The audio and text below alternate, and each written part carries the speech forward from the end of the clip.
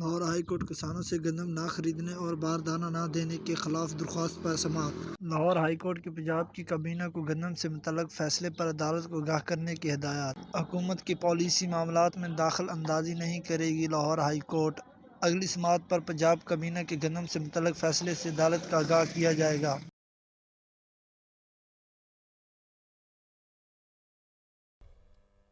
جی بالکل، Lahore high court کے justice شاہد کریم نے ایڈوکیٹ فرحت منظور کی درخواست پر سماعت کی تو درخواست میں چیف سیکرٹری پنجاب سمیت دیگر کو فریق بنایا گیا اور یہ موقف اختیار کیا گیا کہ حکومت نے 3,900 روپے فی مان گندم کی خریداری کے لیے پالیسی جاری کی، کسانوں کو بروقت باردانہ فراہم نہیں کیا جا رہا۔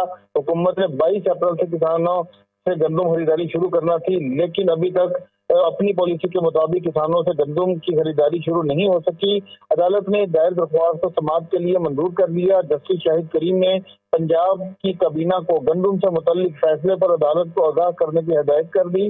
ساتھ ہی ساتھ جسٹس شاہد کریم نے یہ بھی کہا کہ عدالت حکومت کے پالیسی معاملات میں دخل اندازی نہیں کرے گی اور آئندہ سماعت پر پنجاب کابینہ کے گندم سے متعلق کیے گئے فیصلے سے متعلق عدالت کو آگاہ کیا جائے۔ جی